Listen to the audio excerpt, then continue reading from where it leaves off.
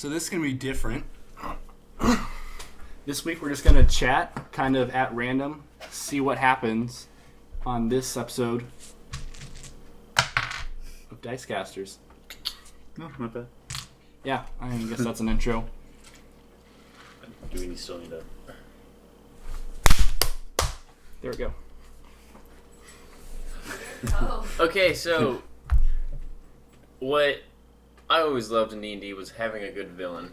Alright, villains are good. Villains are always good. What are some good villains that you guys have made? I know you've made a couple of them. I love making villains. There's something I've definitely learned while making villains is to make them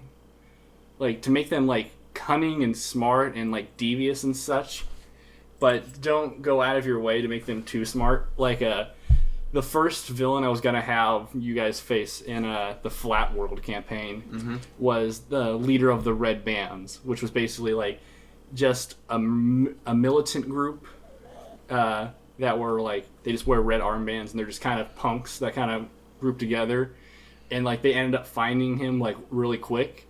So like I was like, oh well, he has to be really smart and all this, but like I made him like too smart where he like already knew everything about the players, even though it was literally like the second session.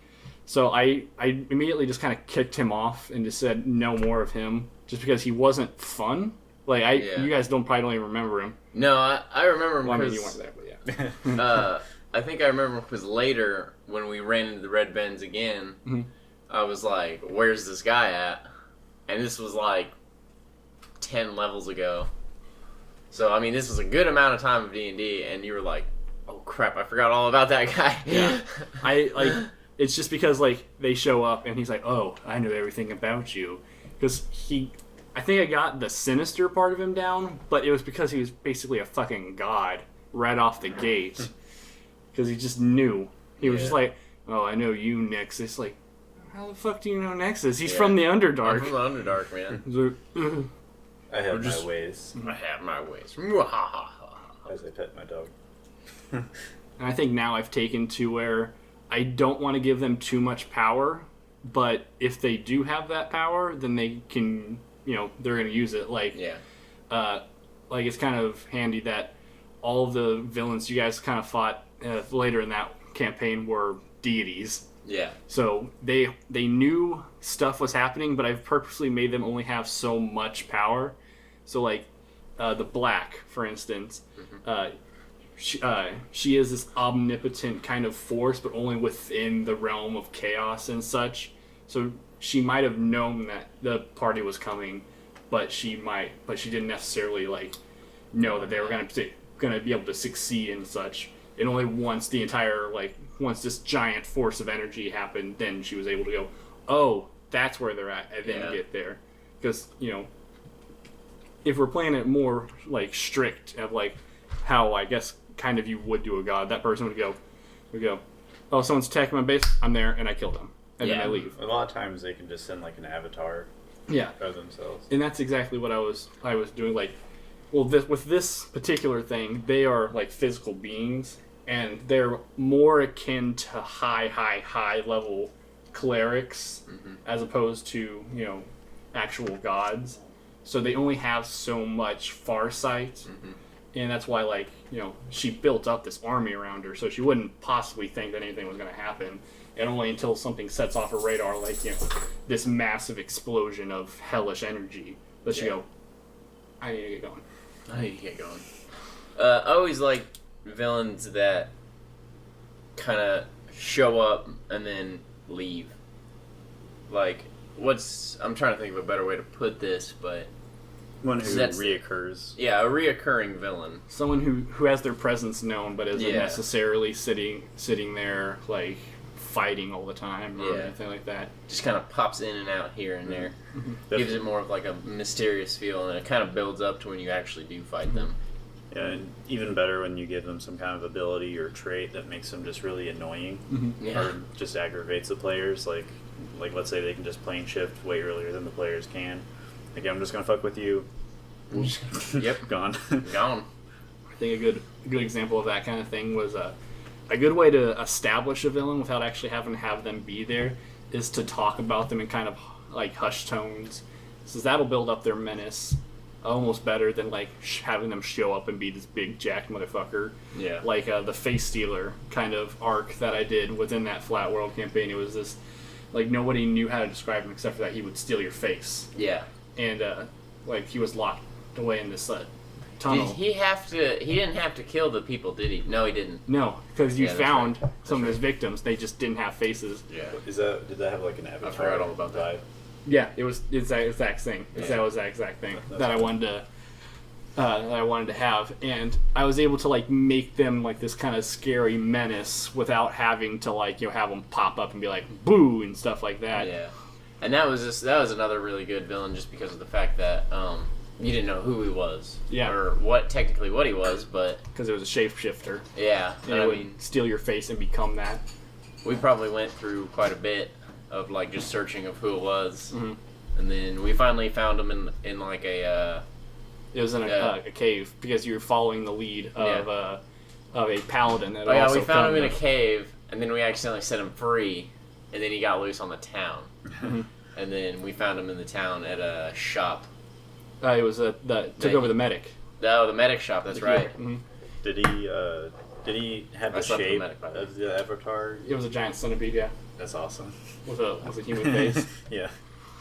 Because that was awesome. Because like, there's sometimes when you can take like when you can hit that kind of villainous, like you can hit that like perfect note to where it just knocks your players off their feet. Because I set it up to where this paladin's sitting there chained against a wall. He goes, case of beer. That's a lot of money. Chained against this wall, I'll and give you she's a got bottle like cap. her face covered, and then like they fight a Medusa because that kind of I specifically put that because it kind of made sense. Like a face stealer would be something that has a gate stack like a Medusa and such. So they set this paladin free, and she's been like chained up there for who knows how long. So we have this big, strong goat folk knight, Kryn, and he's carrying her out, and like. We had it like sealed off with like this, like all these glyphs of warding and she goes, oh well, you don't need that anymore. So Graham's like, okay, cool, and he just like swats it down and like knocks down his thing. As soon as that happens, she just drop kicks him in the chest, jumps up, steals the face of their horse, turns to a bird and flies away. Then like this guy has wings and he's sitting there going, shoot her! I was like, what? Okay. And then like 2 rounds, he's like, oh wait, I can fly, and like chases after him. Okay. I forgot about my special template that I had to have. Yeah. The appendages on my back. And it's just so great because like, and then you have to think that like within storyline, he is so like befuddled and like scared at that moment where he's like, oh, What do I do? What do I do? Yeah, so it's always great when you can get them like that, just out of nowhere. Yeah.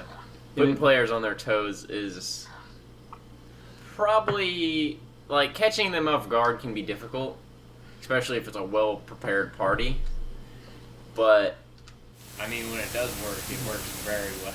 Because there's always the issue of like, if there's like an assassin chasing them, you always have to say, all right, well.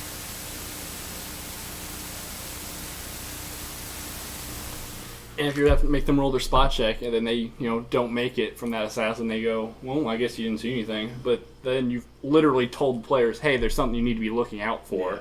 And then you're going to have them act a way that, a person in real life is going to act. They're going to be looking around going, what, where is something? When in the realm of the game, they didn't see anything. So that's always like a thing that's hard to do, because if, say, you'd be like, okay, well, someone's going to be subtly mind suggested, and you have to roll a will save. And you're like, okay, well, you roll a will save. All right, cool. And if the player's like, oh, I don't think I made it, well, I'm going to start acting a way my character wouldn't be acting right now. Like, he's not going to be acting normal, even though maybe if he just got dominated, and he was instantly told, like, all right, act natural or something like that. Yeah. And he instantly starts being like, oh, I think something's trying to suggest me, something like that. Yeah, no, that one. That's very metagame. Yeah. And it's always, like, but to be fair, like, when I'm telling you that, like, hey, something's weird's happening, it's very natural to want to fight against, like, what could possibly happening.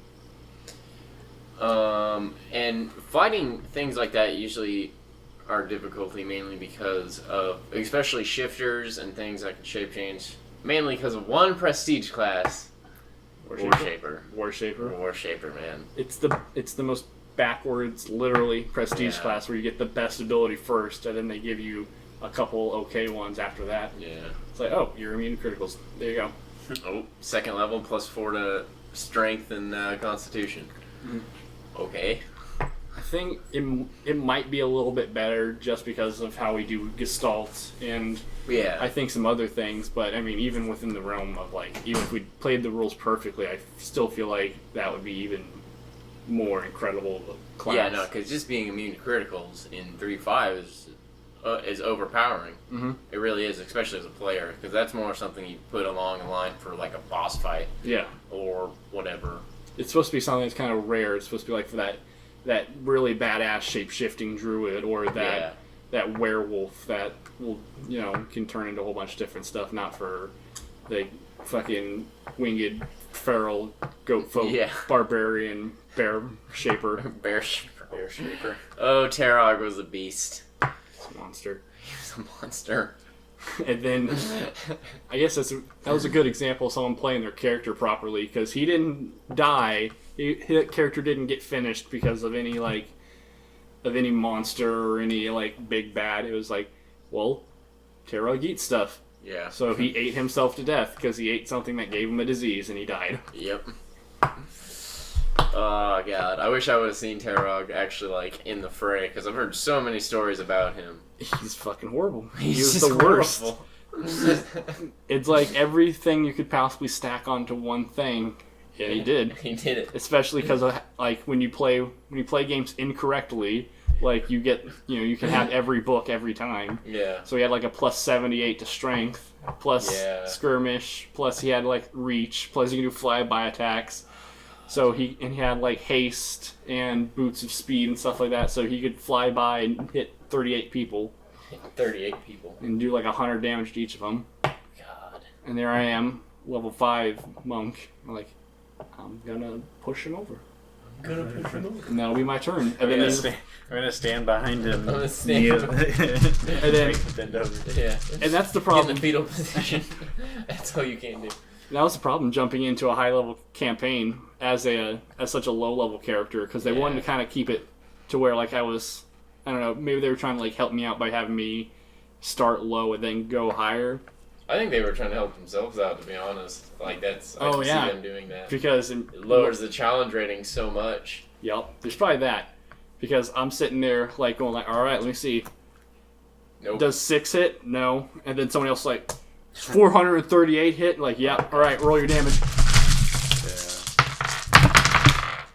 It's alright, I'll be here for the next 30 minutes adding up this 6,000 damage that I just did. Yeah. Personally, when I feel like a character dies, they don't have to start at the exact same level as the rest of the party, but at least be competent enough to hit things at least. Even if it's not a whole lot of damage, but just So it that would vary from campaign to campaign, I would say. If you're fighting if you're super high level, 17, 18, 19, 20, then you probably need to start 15, 13, somewhere in that range. Somewhere competitive. Somewhere at least competitive. Mm-hmm.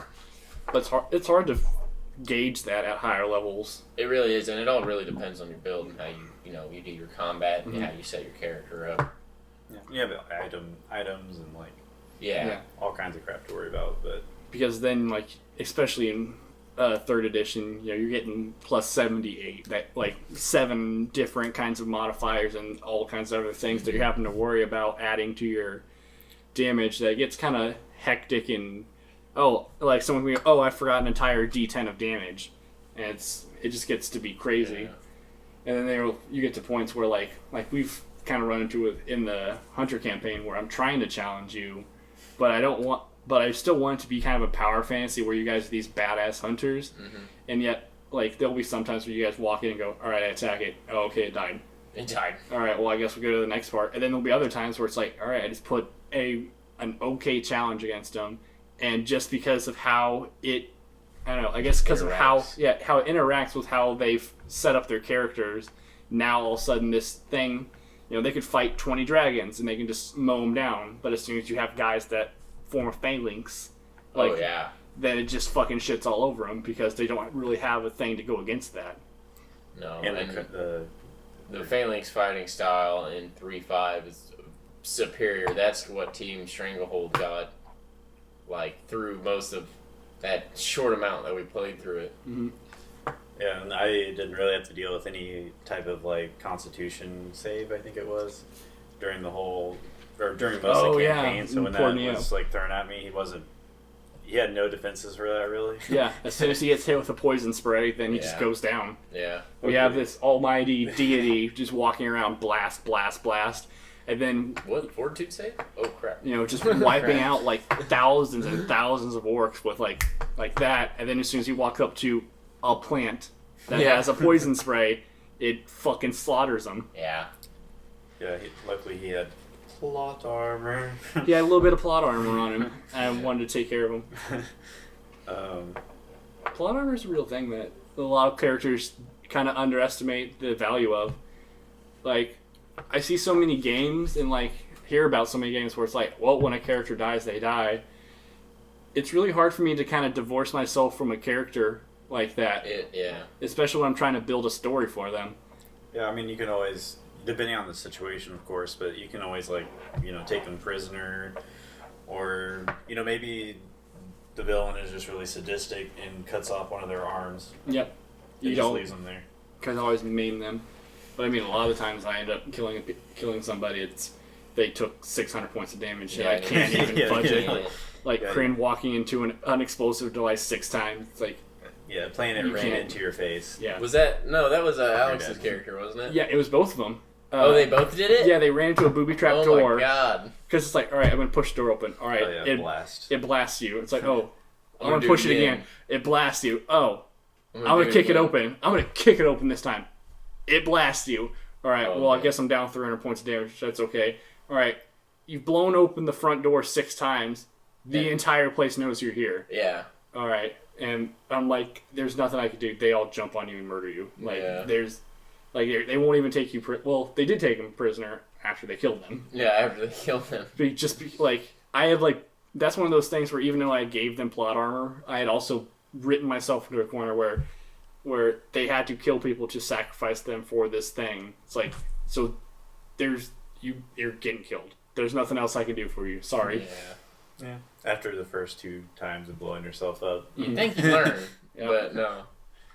Alex was very headstrong about that. That was probably the last time we really played with him, wasn't it? Yep, that was the last time. Once he had a werewolf that got tackled down to the ground by 30 people and it's got acid sprayed all over him. Yeah. He was like, alright, I guess I'm done. Good old acid shower. He's not the only one that knows about acid showers. Oh, good. Same campaign, by the way. Yep. Acid is fucked up. It is fucked up. It is a very they understate how fucked up acid is in D&D. Like, I'm gonna throw a flask of acid. It's not like you get a fucking vial of lemon juice thrown on you and go, you're fucking acid. Are you fucking kidding me? I'm melting. You've seen Two-Face? That's how that happened. Yeah. How that happened, man. And you're just like, I throw a flask.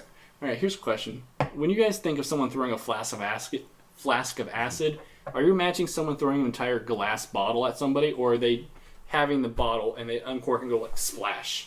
I always imagine throwing the whole bottle. They'll throw the whole bottle. That's what I've always thought too. But then it's like, why isn't there any slashing damage?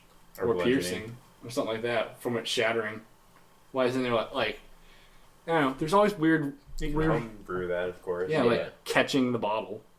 Yeah, just catch it. Mm-hmm. Yeah, like... throw it back. And then you guys just like toss... Like the javelin? Yeah, like the javelin. We were playing a 5th edition campaign, and someone throws a javelin, and like, nobody else has any ranged attacks, so like... I had ranged attacks? Yeah, it's like, oh shit, I got stabbed with the javelin. Ha-ha! Throw it back. Ha-ha! I stabbed them. Oh, they threw it back at me. So they were just throwing javelins. The same javelin that's like covered in fucking blood and just getting hurled back and forth forever. I think at one point my character actually got hit with the javelin and I ended up just passing it to you. It's like, here you go, keep doing it. Ha-ha! It's like, he hit me with my own javelin. No. Steve! You hit me with a javelin! He hit me with a javelin. It's great fun. Brodicus. Brodicus. Is that what you named that guy? Yeah. Wasn't he a paladin? Yeah, he was a dude bro paladin. And I had Pawn, the tiefling fighter hexblade. It's the or Unearthed Arcana hexblade, so it might change when Zenthar's comes out. Yeah, it probably will. I'm pretty excited for. Yeah. I had Evelyn Sinclair, and she was a sorcerer dragonborn and she was a gold dragon bloodline. So that was interesting. She's all pretty and elegant looking. Yeah, pretty and elegant. Yeah, that was really fun. Little bit of gaming. I think we're probably gonna play that later, but just because I had this girl that's a sword shield fighter, but then like just always was sitting there shooting Eldritch Blast. Like she just held her stance and just like sat there and shot it until they got close, and then like could attack like that. It's real easy to be a flexible kind of character in 5th edition. I found Very easy. Mm-hmm. Yeah, when Xanthar's Guide comes out to really flesh out some of the classes, it'll definitely feel more like that. And there's so many classes in that thing. Is there? I believe so, yes. Yeah, I think there's 3 for each class, except for a wizard. There's just one, the War Mage. Which I don't... Yeah, I've heard that. Like, there's already, like, 17 schools of wizardry that can do that. Like, you'd be either Evocator or what was the other one? Like, Conjuration or something like that. Just all the... Then there was the Necromancy one. Yeah, there's so many that already does that. Like, it really feels like someone's bringing, like, fucking Kool-Aid to the punch party. It was just, like, Artificer and stuff like that didn't make it through. Yeah, Artificer. They've tried. I don't think they've successfully made an Artificer. They haven't pulled off the Artificer like they did in 3.5. Mm-hmm. In 3.5, it's just like I basically poop out magic weapons, which is fun. Which is what that's for. But the problem is they haven't done a good job about doing crafting for 5th edition yet. It's just like a thing you can do. How? Man. And Xanthar's Guide goes into that a little bit. I think there's like a table of contents I saw someone post. Mm-hmm. But it has like that, more spells. I'd be just a whole bunch more. It has spells. Like adamanting section too. I saw. Ooh. So I don't know what that will be for. Oh, tingly. I love my adamantine. I think I like mithril better. Yeah, there's like a thick section of just like human names, which I find kind of weird. Like towards the end of it. Well, I mean, I don't know why you find that weird when you've had named James, Broly, Brodicus, Neo. Yeah. I don't know. More classes would be cooler, but I'm not the most creative with names. I'll admit. Sometimes with Riven, what I did to create his name was I just was like human. Like I actually went online and found like you could enter in human, race, or your race, your class, all this other stuff. So like human, scout, ranger. I got a legit name for the character that for our next campaign. I don't know off the top of my head, but it's like actual out of the book and stuff. So I think he should be more fleshed out. I'm just now realizing. But he can't talk. Just now realizing how many of my characters' names are just normal names mispronounced. Like Savage was just Savage, you mispronounce it. Or Jouffre was just Jeffrey. Yeah. Apostrophe here and there. Just throw in randomly apostrophes. Yeah. That's just French. Wasn't that character based on Jeffrey Dahmer as well? Yup. Eats people. That was the evil campaign. Jouffre Domer. I don't know why I always pictured him with a French accent, although he probably didn't have that. No, he was like, I'm just gonna talk like this. But I couldn't hold myself to do that. Yeah. I have been working on, I'm making a Goliath name, Lock Grimtoff.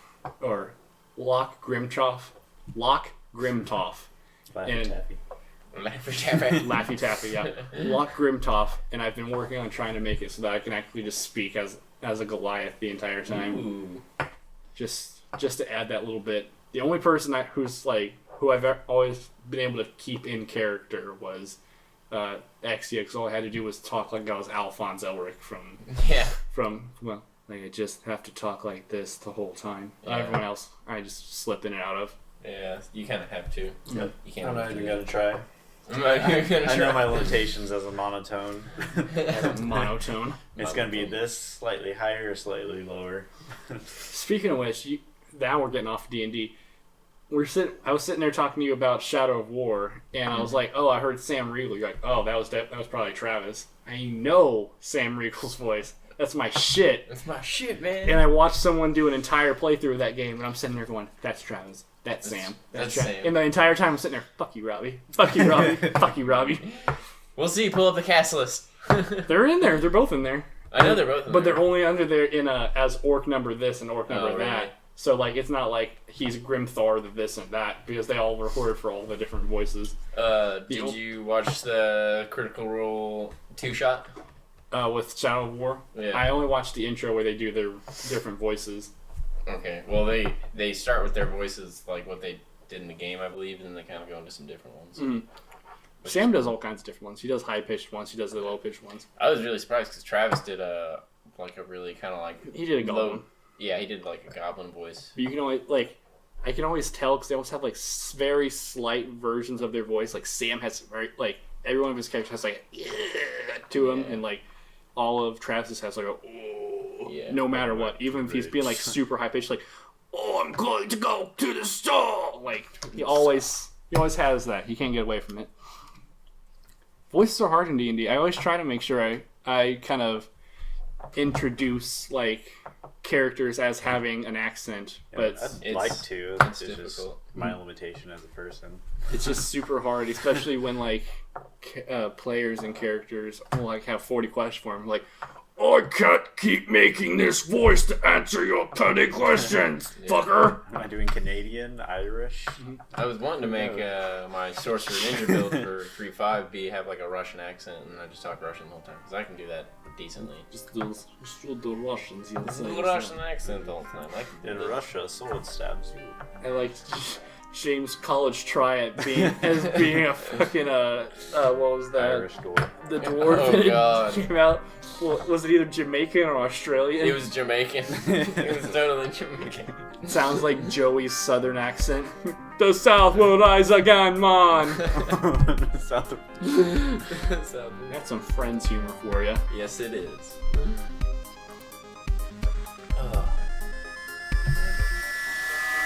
Bye. Bye.